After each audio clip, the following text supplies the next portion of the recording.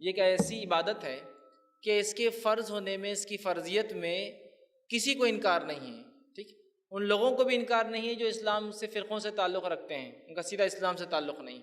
تو گویا آج کا میرا عنوان آپ کے سامنے جو میں رکھوں گا وہ ایک ایسی چیز پر مبنی ہے جس کی فرضیت میں کسی کو اختلاف نہیں ہے، اور اس کو چھوڑنا یا اس کا انکار کرنا اس شخص کے کافر ہونے میں بھی کسی کو اختلاف نہیں ہے۔ اس کو انکار کرنا کہ نماز فرض نہیں ہے یا اس کو چھوڑنا ایسے شخص کے بارے میں کہ وہ شخص کافر ہے، اس میں بھی کسی کو اختلاف نہیں ہے کہ جو شخص نماز چھوڑے، نماز نہ پڑھے، اس کا منکر ہو، وہ شخص کافر ہو جاتا ہے، یاد رکھیں۔ لیکن اتنی وعیدوں کے باوجود، اتنی باتیں سامنے آنے کے باوجود ہم دیکھتے ہیں ہم لوگ نمازوں کو بہت دھڑلے سے چھوڑتے ہیں۔ ہماری ہر دنیاوی چیزوں کا خمیازہ جس عبادت کو بھگتنا پڑتا ہے وہ نماز ہوتی ہے۔ اگر میری دکان پر کسٹمر زیادہ ہے تو جس چیز کو نقصان پہنچے گا وہ میرے تجارت کو نہیں، میری نماز کو، آج نماز چھوڑنا پڑیں گی اپنے کو۔ اگر میں کھیل کود میں لگا ہوں تو جس چیز کو خمیازہ بھگتنا پڑے گا میرے کھیل کود کا تو وہ نماز ہی ہو سکتی ہے۔ میرے کھیل میں تو کوئی کمی نہیں آ سکتی، اس میں تو کوئی چیلنج نہیں، کوئی سوال ہی نہیں۔ اگر میں تیار ہو کر کسی جگہ جاتا ہوں تو میں اس وجہ سے نماز نہیں پڑھتا ہوں اس لیے کہ وضو تھوڑی کر پاؤں گا۔ مرد ہے، بالوں کو ایسا کڑک کر لیا، ایسا کرن لگا کے آ گیا اس نے، تو اب وضو میں مسح کیسے کر سکیں گا؟ وہ تو پورا ختم ہو جائے گا۔ ایک عورت بیچاری گھنٹہ، 2 گھنٹے، 4 گھنٹے جو پارلر پر سچ کے آئی ہے، وضو کر کے اپنا میک اپ تو بگاڑ نہیں سکتی ہے۔ تو جس چیز کو ہمارے دکھاوے میں بھی خمیازہ بھگتنا ہے وہ میری نماز ہی ہے۔ نہیں، نماز کو جائیں گے تو بس پورے سیل پڑ جائیں گے، بال خراب ہو جائیں گے، میک اپ نکل جائے گا، وضو سے فلاں ہو سکتا ہے، نیچے بیٹھنے سے کپڑے یہ ہو سکتے ہیں۔ تو جس چیز کو بھگتنا ہے وہ نماز کو ہی بھگتنا ہے خمیازہ۔ اگر میرے گھر میں شادی بیاہ ہے تو جس چیز کو نقصان بھگتنا ہے، میرے شادی بیاہ کا جو چیز چھوٹیں گی، وہ شادی بیاہ نہیں ایسا ہو سکتا کہ نہیں آج شادی نہیں ہوں گی اگر نماز کا معاملہ آ گیا، تو وہ یہ ہوگا کہ میری شادی کی وجہ سے نمازوں کو میرے خمیازہ بھگتنا ہے، اور میں نمازوں کو چھوڑ دوں گا لیکن شادی کا پہلے اہتمام کروں گا۔ تو وہ آج دیکھا جا رہا ہے اس فریضے کی اتنی کم اہمیت ہے کہ ہمارے تمام چیزوں کا خمیازہ اور نقصان، خمیازہ بولتے ہیں نقصان، کسی چیز کو اگر بھگتنا پڑتا ہے تو وہ میری نماز ہے، وہ میرا فریضہ ہے۔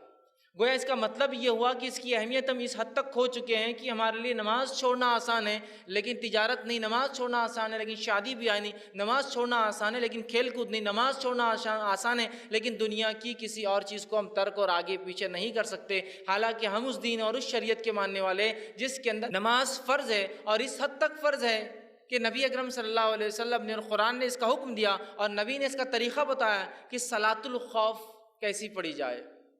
صلاۃ الخوف وہ نماز ہوتی ہے کہ جب دشمن سامنے ہو، لڑائی کا معاملہ ہو، تو تب بھی اسلام سکھا رہا ہے نماز تو نہیں چھوڑی جا سکتی ہے۔ اس کا طریقہ سکھایا جا رہا ہے کہ ایک جماعت امام کے پیچھے کھڑے ہوں گی، وہ 2 رکعت پڑھیں گی اگر 4 والی نماز چل رہی تو، پھر وہ وہاں سے ہٹ جائیں گی، دوسری جماعت آ کے امام کے پیچھے مل جائیں گی، جب باقی کے 2 ان کے ساتھ پڑھیں گی، گویا آدھی جماعت کو 2 رکعت اور آدھے لوگوں کو 2 ملیں گی، امام کی 4 ہوں گی، باقی کے آ کے وہ مکمل کر لیں گے اپنی بات میں۔ تو گویا خوف میں بھی ہے، خوف مطلب جنگ کی حالت میں ہے، جان جانے کا معاملہ بھی ہے تو نماز پڑھی جا رہی ہے۔ آپ سمجھ رہے؟ صلاۃ الخوف یہ جنگ میں پڑھی جانے والی نماز ہے، یہ دشمن کے اٹیک کا جب ڈر ہے جو انسان نماز پڑھتا ہے صلاۃ الخوف کہتے ہیں۔ تو گویا اسلام تو وہ دین ہے جس کے اندر اللہ کی عبادت، رب کی عبادت جو 5 وقت دن میں فرض ہے، جس کو نماز کہا جاتا ہے، وہ تو اگر میدان جنگ میں بھی ہو تو ادا کرنی ہے، رخصت اور چھٹی نہیں ہے۔ ہم اللہ رب العزت کو، اللہ ہم پر رحم کرے، کیا جواب دیں گے جب ہم نے اپنے رسومات کے لیے، شادی بیاہ کے لیے، چھوٹی چھوٹی بیماریوں کے لیے، اپنی فیشن پرستی کے لیے، اپنی دکانداری کے لیے، حالانکہ رزق دینے والا اللہ ہے، پھر بھی ہم سوچتے شاید کسٹمر رزق دے کے جائیں گا ہم کو، تو ہم اللہ کو ناراض کرتے۔ چھوٹی چھوٹی تجارتوں کے لیے اور دنیا کے 2 کوڑی کے لیے جو ہم نے رب کے ذکر کو، جو سب سے افضل تھا، جس کو فرض قرار دیا گیا، اس کو ہم نے ایک معمولی عمل سمجھ کے چھوڑ دیا۔ اس کا مطلب یہ ہوا کہ ہم لوگ نماز کی اہمیت کو نہیں سمجھتے ہیں، اور جیسا کہ ہم دیکھتے ہیں فجر کی نماز سے لے کر اگر مغرب کی نماز دیکھی جائے تو دونوں کے فرق سے کم از کم اتنا اندازہ تو ہو جاتا ہے کہ مسلمانوں کی اکثر تعداد نماز نہیں پڑھتی ہے۔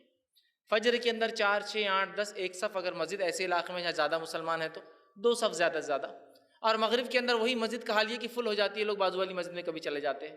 اس کے مقابلے میں مغرب سے آپ مخالفت کیجیے جمعے کا، تو پھر پتہ چلتا ہے مسلمانوں کی اور بھی اکثریت نہیں پڑتی، اس لیے کہ جمعہ میں جتنی تعداد ہوتی ہے تو مسجدوں کو بند کرنا پڑتا ہے۔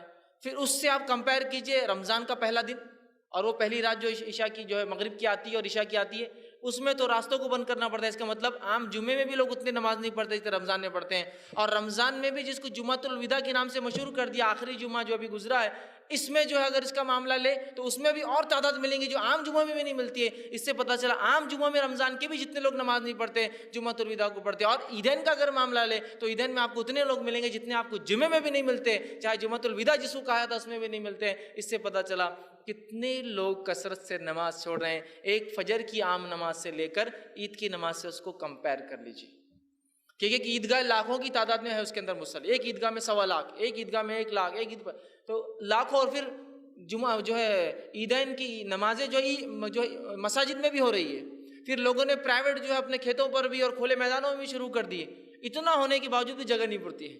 تو پتہ ہی چلا کہ وہ فجر میں جو لوگ آ رہے ہیں وہ بھی مسلمان ہیں، اور عید کی نماز کو جا رہے ہیں وہ بھی مسلمان ہیں۔ لیکن یہ بات یاد رکھیے، اس عید کی نماز میں بھی سارے مسلمان نہیں آتے ہیں، اس لیے کہ بہت سارے تو اتنی تجارت کر چکے ہوتے ہیں کہ جو فجر کے بعد سوتے ہیں تو دوسرے دن اٹھتے ہوئے عید کے باسی دن کے دن جو ہے ان کی آنکھیں کھلتی ہیں، تو وہ پورے لوگ بھی نماز نہیں پڑھتے، اس لیے کہ بزنس میں تو ہے نا، چاند رات کا بزنس کیسا ہم مار کھا سکتا ہمارا، وہ بھی صرف ایک عید کے لیے، ایک تہوار کے لیے۔ حالانکہ تہوار اسلام میں صرف 2 ہے، منانا چاہیے اس کو، عید جس کو کہتے ہیں عام زبان میں تہوار، وہ منانے کی چیز ہے۔ تو بہرحال آپ دیکھیے اس کو بھی لوگ دھڑلے سے چھوڑتے ہیں، تو گویا نماز کی ہم نے اہمیت چھوڑ دی ہے۔ اگر اس کی اہمیت شاید ہمارے دلوں میں ایسی ہوتی جیسا ہونا چاہیے، جیسا اس کا حق ہے، تو شاید ہم اپنے ہر عمل کو چھوڑ دیتے ہیں سوائے اس کی کہ نماز کو چھوڑنے کی، سب عمل چھوڑ دیتے ہیں۔ بزنس کو بات نہیں، تھوڑی دیر شٹر ڈاؤن، کوئی مسئلہ نہیں، اللہ رزق دینے والا ہے، کسٹمر آج نہیں کل آئیں گا، کوئی اس میں مسئلہ نہیں۔ کہ میں جو ہے کھیل کود میں، کھیل کود چلتا رہے گا، کھیل کود انسان صحت کے لیے کرتا ہے، اللہ صحت دینے والا ہے، اس کا مالک ہے، کھیل کود ٹھیک ہے اپنی جگہ، لیکن نماز کے آڑے نہیں آ سکتا ہے۔ ٹھیک ہے میں بازار میں ہوں، میں جو اچھے لباس میں ہوں، میری خود کی شادی ہے، میں کسی کی شادی میں ہوں، ٹھیک ہے یہ سب ہو سکتا ہے، لیکن میرا لباس میری شادی میں کوئی عبادتوں سے تو نہیں روک سکتی ہے نا، وہ ایک الگ چیز ہے۔ لیکن میری نماز تو فرض ہے۔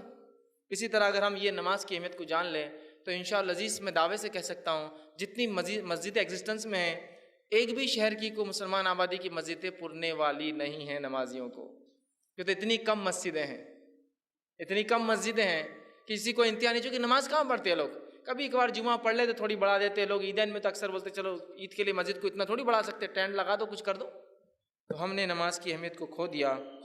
میں آج آپ کے سامنے نماز کے فضائل اور اس کی اہمیت پہ بات کروں گا، اس کے مسائل پہ میرا ڈسکشن نہیں اور میری گفتگو نہیں ہوں گی، یاد رکھیے۔ اس کی اہمیت کیا ہے، اس کا امپورٹنس کیا ہے، ہم اس کو سمجھ لیں اور اپنی زندگیوں میں نماز کو لا لیں، ہم مسجد جانے والے بن جائیں، نماز پڑھنے والے بن جائیں، جیسا کہ جو ہمارے نبی نے ساری زندگی اور اپنی موت، اپنی وفات تک جو ہے نماز کو مسلسل پڑھتے رہے، صحابہ کرام نمازیں پڑھتے رہے، چاہے وہ جو بھی حالات زندگی کے ان کے چلتے رہے، تو ہم بھی جو اپنے آپ کو نمازی بنا لے۔ اللہ رب العزت نے اپنی کتاب کی شروعات کی، پہلی سورت سورۃ الفاتحہ ہے، 7 آیتیں گزر گئی جو کہ دعا ہے۔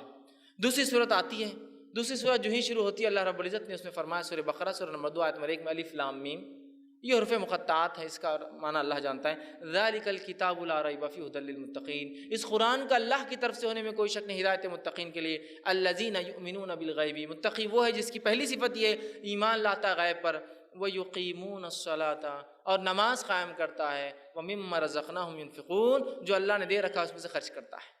تو مومن کی صفت جو قرآن پر ایمان لاتا ہے، جس سے قرآن سے جس کو ہدایت ملتی ہے، اس کی پہلی صفت ایمان بالغیب، اور دوسری صفت نماز قائم کرنا۔ سورہ بقرہ شروع ہی ہوا ہے، تیسری ہی آیت شروع ہوتی ہے، مومنوں کی صفت نماز قائم۔ تو گویا پتہ چلا ایمان کے بعد جو سب سے اہم رکن ہے وہ کیا ہے؟ صلاح، نماز۔ دوسری جگہ اللہ رب العزت نے فرمایا سورہ ماؤن سورہ نمبر 107 آیت نمبر 4 سے آگے، فویل للمصلین، لعنت و ہلاکت و بربادی و برائی و نمازیوں کے لیے۔ کیوں لعنت و ہلاکت و بربادی ہو؟ فویل للمصلین الذین هم عن صلاتهم ساہون، اس لیے کہ وہ لوگوں پر لعنت ہو، ان نمازیوں پر لعنت ہو جو کبھی نماز پڑھتے اور کبھی چھوڑتے ہیں۔ تو گویا کبھی پڑھنا اور کبھی چھوڑنے والے پہ لعنت کی جا رہی ہے، جو کبھی نہیں پڑھتا اس پر کیا ہوں گا اندازہ لگا لے۔ فویل للمصلین، لعنت ہو ان نمازیوں پر جو کبھی پڑھتے اور کبھی چھوڑتے ہیں۔ اس کی مثال ایسی ہے کہ ظہر اثر مغرب ہو گئی، فجر عشاء چھوڑ دی، یہ اس میں شامل ہوگا۔ مصیبت آئی تو نمازیں شروع، مصیبت چلے گی نمازیں ختم، ہے نا۔ ایگزام آئے نمازیں شروع، ایگزام ختم، نماز ختم۔ بیمار ہوئی نمازیں شروع، بیماری ختم، نماز ختم۔ کسی چیز میں کمپٹیشن میں یا کسی اس میں مسابقے میں حصہ لیا، مسابقہ جیت گئے، نماز ختم۔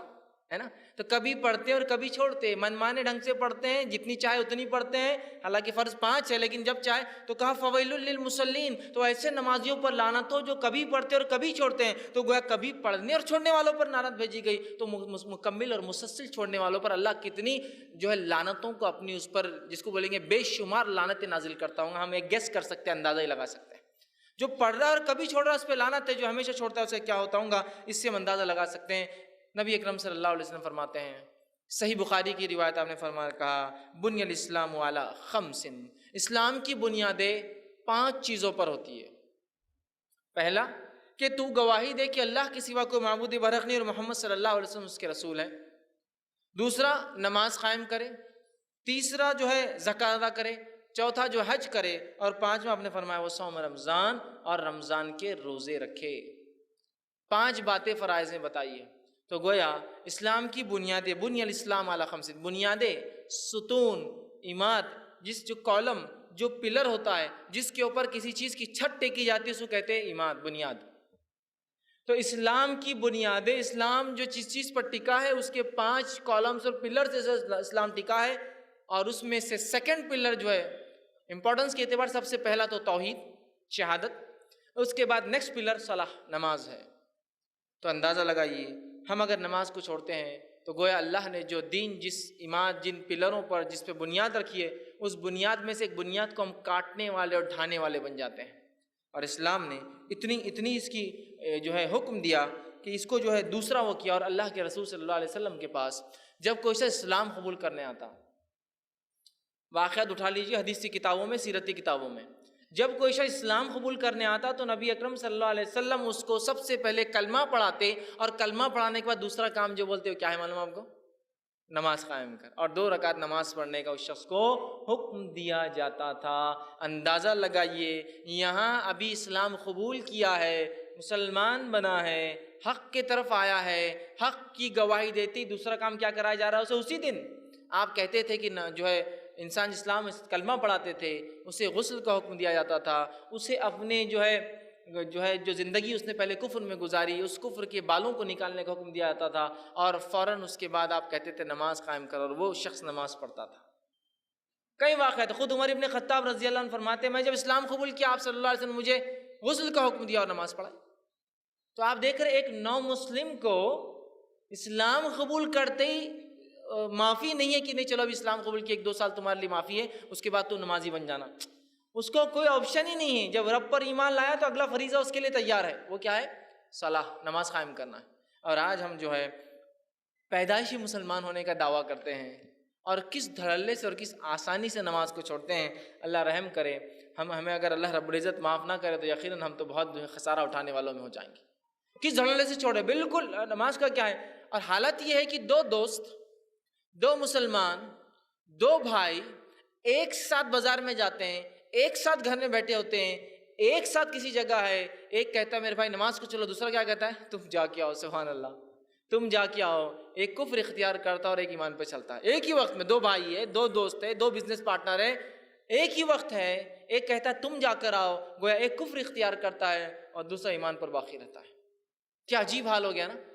اللہ کے رسول صلی اللہ علیہ وسلم فرماتے ہیں قیامت سے پہلے ایسے حال آئیں گے کہ انسان صبح گھر سے نکلیں گا اور ایمان کے ساتھ شام میں کافر بن کے آ جائیں گا, ہے نا. صبح نکلیں گا ایمان والا, یا شام میں نکلیں گا ایمان کے ساتھ, صبح کافر بن کے آ جائیں گا. شاید وہ حال ہم نے اپنے اوپر خود لا لیا ہے کہ نمازوں کو چھوڑنا کفر ہوتا ہے. آپ دیکھیے وہ کہہ رہا نہیں آپ پڑھ کے آئیے میں ذرا بیٹھتا ہوں. اندازہ لگائی نماز کی مطلب کوئی قدر, کوئی اہمیت نہیں ہے, جس نماز کے لیے صحابہ تڑپ رہے تھے کہ اللہ رب العزت جس نے اتنے فضل, اتنے کرم, اتنی جو ہم پر نعمتیں برسائی ہے, اس کے بدلے ہم کچھ کرے اس رب کے لیے. اور وہ نماز تھی جو دی گئی, اس کے لیے ترس رہے تھے کچھ نازل ہو. اور ہمارا حال یہ ہے کہ ہمیں دیا گیا, ہم پڑھتے نہیں ہیں. نبی اکرم صلی اللہ علیہ وسلم جب ایمان مطلب آ رہا تھا, ابتدائی مکی دور تھا, نماز فرض نہیں ہوئی تھی, تب بھی آپ جو ہے 3 وقت نمازیں پڑھتے تھے, اور 2 رکعت ہوا کرتی تھی وہ نمازیں, صبح, دوپہر اور شام میں 2 رکعت. اور صحابہ بھی چھپ چھپ کر نمازیں پڑھا کرتے تھے 2 رکعت کی شکل میں, حالانکہ نماز فرض نہیں تھی ابھی, لیکن پڑھا کرتے تھے. ابھی تو فرض نہیں ہوئی, جب فرض ہوگی تو صحابہ تو خوش ہو اٹھے تھے کہ ان کے رب نے جو اتنے فضل اور کرم ان پر کیے اور آخرت میں جنت دینے والا ہے. کچھ تو چیزیں جو ہم پر فرض کی ہے جس کو عمل میں لائے. اور آج ہم سوچتے کہ کاش کہ اللہ تعالیٰ نے جو ہے نماز فرض نہیں کرنا تھا, یار باقی سب چل جا رہا. روزہ جم جاتا اپنے کو 1 مہینہ کوئی بہت مشکل نہیں جاتی، اتنی بھوک تو برداشت کر لیتے ہیں۔ زکوٰۃ کا بھی کوئی بہت بڑا مسئلہ نہیں ہے یار، مال کا ہی معاملہ ہے، دے دیں گے اٹھا کر۔ حج کا معاملہ تو پیسے ہے تو نہیں تو وہ تو کوئی مسئلہ ہی نہیں ہے نا۔ تو یہ تھوڑا سا آسان دکھ رہا۔ توحید تو معاملہ ماشاءاللہ ہی نہیں، ہم تو توحید پرست ہے، ہم اللہ کے ساتھ شرک نہیں کریں گے۔ بس یہ 5 وقت کیوں اللہ تعالیٰ بلا لے رہا، بس یہ نہیں ہونا تھا۔ مطلب دیکھیے اب اللہ تعالیٰ جو بہتر جانتا ہے کہ ہمارے لیے کیا اچھا ہے کیا برا ہے، اس میں بھی ہماری منمانی ہوتی ہے۔ اور صحابہ کا حال یہ تھا، صحابہ انتظار کر رہے تھے کہ ہمارا رب نمازوں کو شاید ہم پر فرض کر دے تو ہم اس کو ہمیشہ ادا کریں گے، اور ہم سوچتے کاش کی فرض نہ ہوئی ہوتی تو باقی سب عمل تو ہم انشاءاللہ کر ہی لیتے تھے۔ آزمائش کہاں ہوں گی پھر؟ نماز آزمائش ہے، فرائض آزمائش ہے، یاد رکھیے۔ آزمائش کہاں ہوتی پھر اگر آپ کو یہ آسانی ہم کو دے دی جاتا کہ بس ایمان لا اور بس پڑے رہو گھروں کے اندر اور اس کے بعد بس مر جاؤ تو آ جاؤ جنت میں اللہ کی، تو پھر آزمائش کہاں تھی بھائی میرے؟ دنیا میں چھوٹی سی نعمت بھی آپ کو بغیر آزمائش کی نہیں ملتی ہے۔ بغیر محنت کے کوئی کما سکتا ہے کہ دنیا میں؟ بغیر محنت نہیں، میں کچھ نہیں کرتا لیکن بہت ہمارے پاس آ جاتا، یہ الگ بات ہے، باپ داداؤں نے کمایا ہے، اس کے پاس اگر ہے بھی تو لوگ اس کو کوستے اور کاٹتے کہ آپ بیکار انسان ہے، کچھ کرتا نہیں، باپ داداؤں کو اس پہ عیش کر رہا ہے صرف، ہے نا؟ تو وہ بھی چپ چپ 9 بجے اٹھ کے باہر جاتا اور شام میں آتا گھر بتانے کے لیے کچھ کر رہا ہوں، حالانکہ وہ خرچ کرتا ہے لیکن کچھ کر رہا ہوں بھائی میں، ہے نہیں؟ تو دنیا میں کوشش کرنے کے بغیر کچھ حاصل نہیں ہے۔ تو اسی طرح آخرت کے لیے بھی ہمیں ایمان پر چل کر جو اس کے تقاضے ہیں، فرائض ہے، اس پہ عمل کرنے کے بغیر کوئی چارہ نہیں، یاد رکھیے۔ اور آج ہماری حالت یہ ہے کہ اگر جو ہے کوئی شخص جو ہے نماز پڑھنے لگ جاتا ہے، کوئی شخص مسجدوں میں دکھنے لگ جاتا ہے، تو لوگ کیا پوچھتے ہیں اس سے معلوم؟ سب خیر تو ہے نا گھر پر؟ بولتا کیوں آپ یہ سوال کیوں کر رہے ہیں؟ نہیں جیسا ایسا لگا ایگزام ہے شاید آپ آنا شروع ہو گئے، کوئی مصیبت تو نہیں آئی نا آپ پر؟ نہیں آپ مسجد میں آ رہے تو اس لیے پوچھ رہے، کوئی مسئلہ تو نہیں ہے؟ کوئی بیماری تو نہیں لگ گئی نا آپ کو؟ نہیں سب ٹھیک ہے۔ نہیں جیسا آپ مسجد آ رہے تو پوچھنا پڑا کہ بیمار تو نہیں، آپ مسجد شروع ہو گئے، اس لیے کہ آپ ایگزام سے ایگزام دکھتے، مارچ ٹو مارچ دکھتے بہت سالوں سے، اور بیماری سے بیماری نظر آتے، بزنس جب بند ہو گیا تو جب نظر آتے اس کے بعد نہیں ہے۔ تو گویا اگر ایک انسان نمازی بن جاتا ہے تو لوگ اس سے خیر خیریت پوچھنا شروع کر دیتے، بھائی سب ٹھیک تو ہے نا گھر میں؟ کوئی بیماری تو نہیں ہے نا؟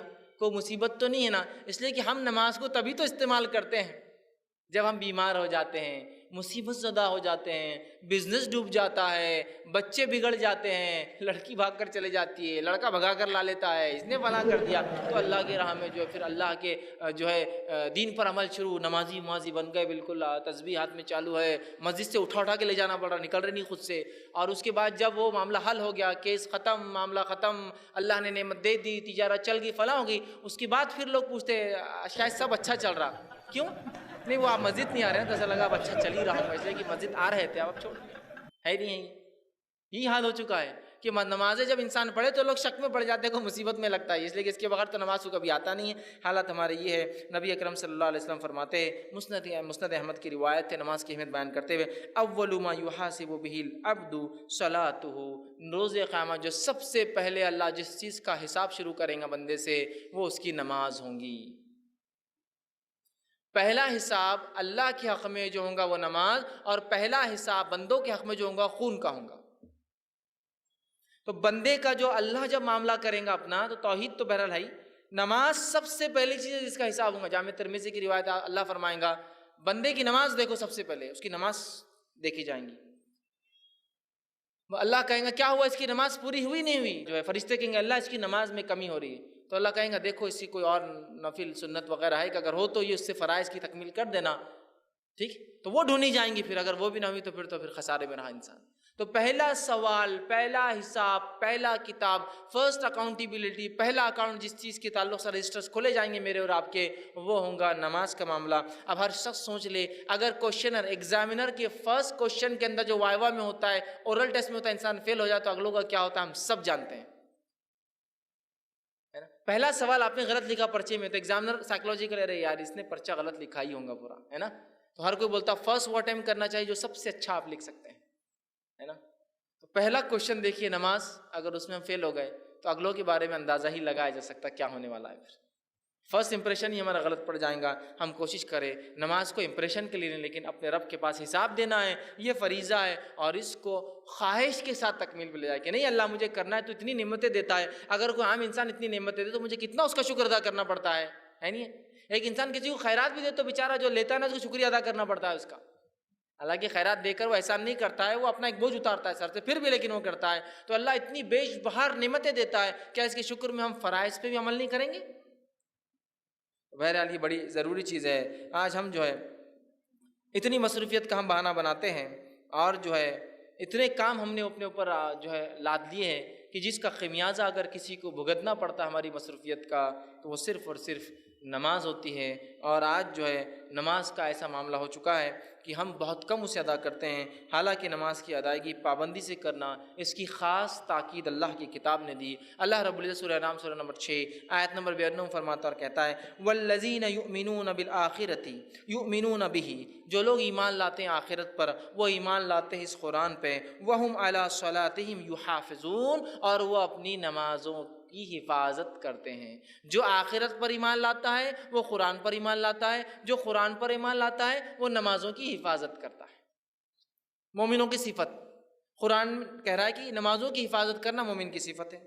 پھر اس کی حفاظت کا تاکیدی حکم اللہ نے دیا اور فرمایا سورہ نساء سورہ نمبر 4 آیت نمبر 162 162 میں والموقنین الصلاۃ والمؤتون الزکاۃ والمؤمنون باللہ والیوم الآخر اولئک سنؤتیہم اجرا عظیما، فرمایا اور جو نماز قائم کرنے والے ہیں اور جو ہے زکوٰۃ دینے والے ہیں، جو ایمان لاتے ہیں اللہ پر اور یوم آخرت پر، ایسے ہی لوگوں کے لیے ہم نے بہت بڑا اجر اٹھا کر رکھا ہے۔ جو نمازی قائم کرتے ہیں، جو زکوٰۃ دیتے ہیں، جو ایمان لاتے ہیں اللہ پر آخرت پر، ایسے ہی لوگوں کے لیے ہم نے بڑا اجر تیار کر رکھا ہے۔ اسی طرح جو ہے ایک اور آیت میں سورہ بقرہ سورہ نمبر 2 آیت میں 238 میں 238 میں اللہ فرماتا ہے کہتا ہے حافظوا والصلاۃ الوسطیٰ، نماز کی جو ہے حفاظت کرو، اور خاص طور سے بیچ والی نماز مطلب عصر کی نماز کی، نماز کی حفاظت کرو اور خاص طور سے بیچ والی نماز کی۔